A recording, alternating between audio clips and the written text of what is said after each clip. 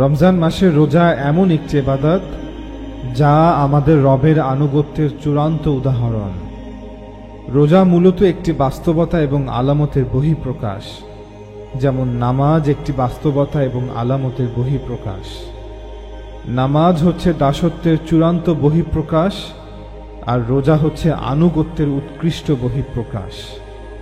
অর্থাৎ প্রকাশ্যে বা গোপনে আমি আমার রবের আনুগত্য করবই। আর দ্বিতীয় উত্তরটি হচ্ছে, আমরা মানুষরা মূলত অনেকগুলো আলামতের মাধ্যমেই আল্লাহ তাআলার ইবাদত করে থাকি।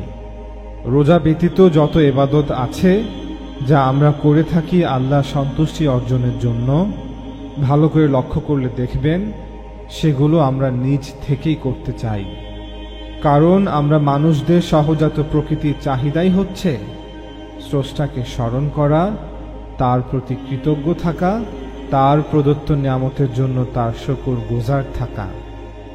এজন্যই সকল বিনয়ী বান্দারা আল্লাহর সামনে নত হয়ে জমিনে সেজদায় লুটিয়ে পড়তে চায়। আর এজন্যই আল্লাহ তার বান্দাদের জন্য নামাজ দিয়েছেন। আল্লাহর বিনয়ী বান্দারা তাদের সম্পদের অংশ হতে অসহায় অভাবীদের জন্য খরচ করতে চায়, তাদেরকে সাহায্য করতে চায়, তাদের বিপদে এগিয়ে আসতে চায়। তাই আল্লাহ তার বান্দাদেরকে যাকাতের বিধান দিয়েছেন।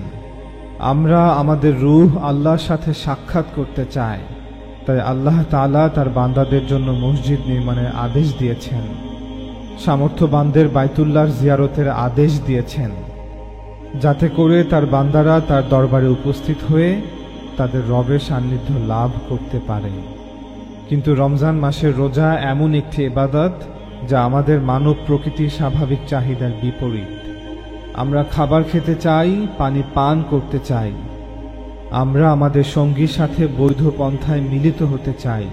কিন্তু আল্লাহ তাআলা পুরো একটি মাস একটি নির্দিষ্ট সময়ের জন্য আমাদেরকে এই সকল চাহিদা হতে সম্পূর্ণভাবে দূরে থাকতে বলেছেন। আল্লাহ তাআলা যথার্থই বলেছেন যে রোজা আমার জন্য এবং আমি নিজে এর প্রতিদান দিব আমার বান্দাদেরকে।